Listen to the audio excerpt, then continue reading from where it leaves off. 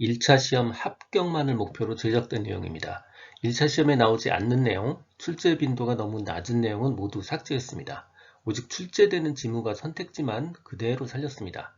관련 자료나 링크가 있다면 동영상 아래에 정보창에 넣어두겠습니다. 도움이 되셨다면 좋아요, 구독 부탁합니다. 직업정보론 6장 직업훈련 정보의 이해입니다. 직업능력개발훈련이요. 우리나라는 67년에 직업훈련법이 제정되면서 처음 도입됐습니다. 그러니까 시작된 거예요. 95년에 고용보험법이 시행되면서 큰 틀이 바뀌었습니다. 95년 고용보험법 시행 이전에는 직업훈련이 중점이었어요. 근데 95년 이후에는 평생 직업능력개발로 초점이 바뀌었습니다. 그래서 직업능력개발 사업으로 일원화됐다. 직업능력개발 사업이 중요하다. 이러면 오답이에요.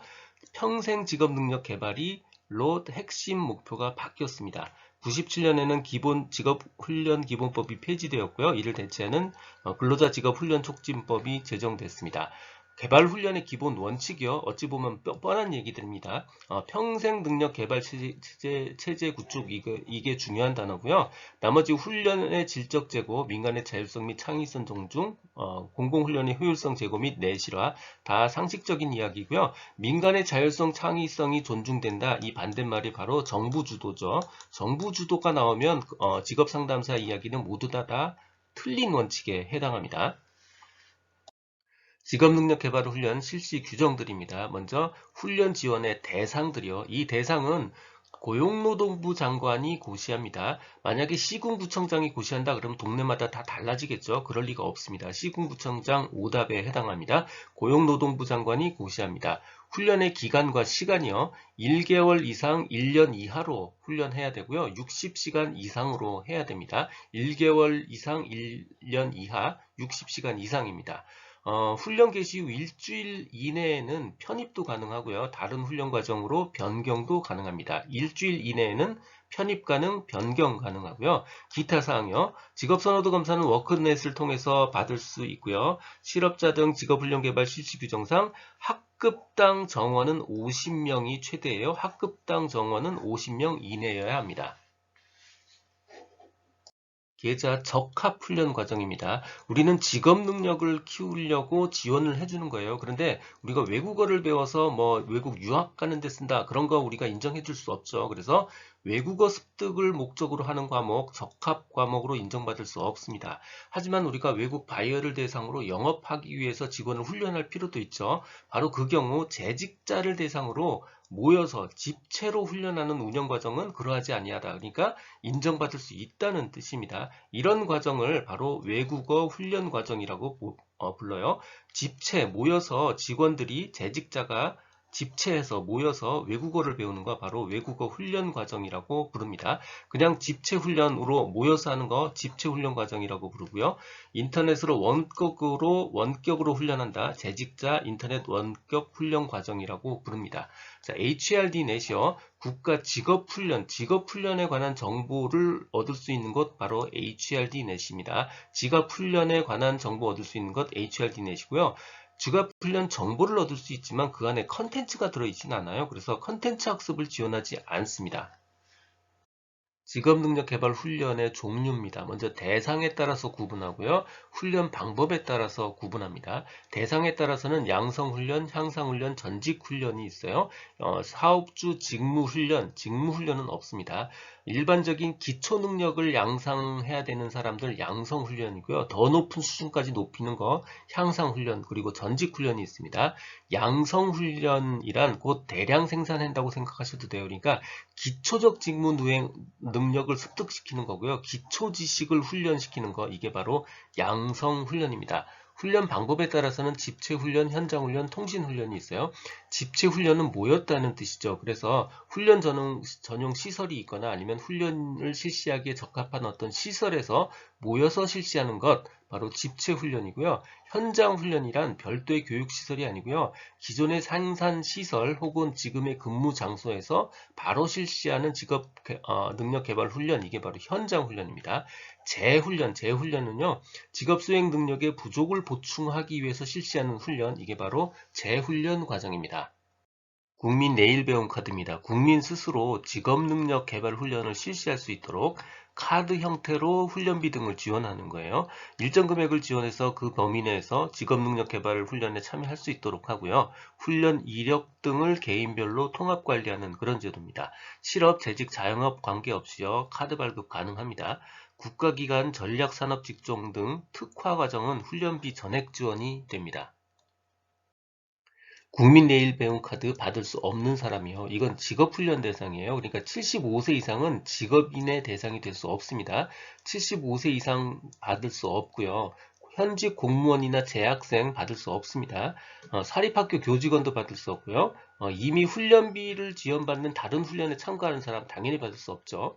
그리고 HRD 넷을 통해서 직업훈련 대상 훈련 동영상 이수하지 않은 사람도 받을 수 없습니다. 다음 연매출 1억 이상의 자영업자 혹은 1억 5천 이상의 특수형태 근로종사자 받을 수 없습니다. 임금 300만 원 이상인 대규모 기업 종사자 중 45세 이하의 사람도 받을 수 없습니다. 근데 이건 거꾸로 뒤집어 얘기하면 연매출 1억 5천 미만의 자영업자하고요. 연매출 1억 5천 미만의 특수형태 근로자는 받을 수 있다는 뜻이에요. 그러니까 교육이 필요한 어려운 자영업자와 어려운 특수형태 근로자는 받을 수 있다는 뜻입니다. 즉 일부 특수형태 근로자 신청 가능합니다. 직업능력개발 계좌제의 훈련 과정으로 인정받으려는 경우 일수 10일 이상, 시간 40시간 이상이어야 됩니다. 앞에서 들었던 직업능력개발 훈련의 훈련시간 1에서 1년, 1개월에서 1년, 그리고 60시간 이상하고는 구별되어야 됩니다. 이거는 계좌제예요. 계좌제는 내일 배운 카드의 계좌다 이렇게 생각하시면 돼요. 카드의 계좌는 10일 이상 40시간 이상이어야 됩니다. 계좌의 한도는요. 카드의 계좌 한도는 300만 원까지인데 특수한 경우에 500만 원을 초과할 수 없습니다. 그러니까 500만 원까지 지원해 줄 수 있는 경우가 있다라는 뜻이에요. 우리가 알아둬야 될 사항입니다. 유효기간, 계좌 유효기간 5년이고요. 자부담률이 있어요. 15에서 55%가 표준인데 코로나 때문에 0에서 40%로 지금 운영 중입니다. 이거 변하겠죠. 언제 변할지는 계속 체크해야 될 사항이에요. 연매출 1억 5천만 원 미만인 자영업자는 내일 배움 카드 신청 대상자에 해당합니다. 자영업자, 연매출 1억 5천 미만의 자영업자, 그리고 특수고용인 내일 배움 카드 신청 대상자입니다. 공급 과잉 업종이 있어요. 임용, 음식조리, 제과제빵, 떡제조, 이거 공급 과잉 업종에 해당되고요. 훈련 시간이 중복만 되지 않으면 복수 훈련 과정 수강 가능합니다. 단 훈련 과정 직업 분류 코드가 앞에 세 자리가 동일해야 돼요. 그러니까 비슷한 종류, 유사 종류의 훈련은 복수 수강 신청이 가능합니다. 다음은 어떤 직업훈련 지원 제도에 대한 설명인가? 국민 스스로 직업 개발 능력 훈련을 실시한다. 이 스스로 한다라는 말이 제일 중요해요. 바로 국민 내일 배움 카드입니다. 정답 3번입니다. 국민 내일 배움 카드제 지원 대상에 해당하지 않는 거요. 이거 직업능력개발 훈련입니다. 그러니까 만 75세 이상인 사람은 직업인의 대상으로 볼 수 없습니다. 그래서 해당하지 않는 것 정답 4번입니다. 공무원들이나 졸업 예정자, 그러니까 재학생 안 되고요. 사립교직원 안 되고요. 이미 다른 훈련에 참가하고 있는 사람 안 됩니다. 평생 학습 계좌제요. 이거 학습 이력 관리 시스템이에요. 전 국민 대상으로 하고요. 이 정보를 활용해서 고용 정보로 활용하는 게 목적입니다. 계좌제 오픈은 온라인으로 하고요. 꼭 필요하면 평생교육진흥원에서 방문해서 개설할 수는 있습니다. 전국 고용센터에서 방문해서 개설한다. 이거 오답입니다. 전국 고용센터 전국에 있는 실업자들 다 모이는 곳입니다. 이거 정말 바빠요. 이런 학습 이력 관리 시스템 할 수 없습니다. 전국 고용센터 방문 오답입니다. 평생 학습 계좌에 관한 설명으로 틀린 거요. 이거 기본적으로 학습 이력 관리 시스템입니다. 고용센터에서 다루지 않습니다. 틀린 거 정답 4번입니다. 학습 결과를 고용정보로 활용하고요. 전 국민을 대상으로 하고 있습니다. 국가인적자원개발 컨소시엄이요. 이거 컨소시엄이니까 여러 군데서 뭉쳤다는 뜻이죠. 이거 대기업들이 자기네 훈련 인프라를 이용해서 중소기업 재직자의 직무 능력을 향상을 지원하는 그런 제도입니다. 해당하는 직업훈련 지원 제도요. 대기업 등 여러 곳에서 자기네 훈련 인프라를 활용해서 중소기업 재직자의 직무 능력 향상을 지원하는 그런 제도요. 여러 군데서 뭉쳤으니까 컨소시엄이었죠. 정답은 1번 국가인적자원개발 컨소시엄입니다. 실업자, 여성가장 실업자, 영세 자영업자 훈련 대상자의 식비 지원이요. 일 3,300원, 월 66,000원까지 지원합니다. 듣고 계신 강의는 직업상담사 2급 초단기 합격비법의 핵심 내용 파트입니다. 교재에는 2002년부터 지금까지 20년간의 문제를 출제 빈도와 중요도를 검토해서 필요한 모든 문제를 실었습니다. 전자책 버전으로 출판되어 있어서 교보문고 예스24 등에서 구할 수 있습니다.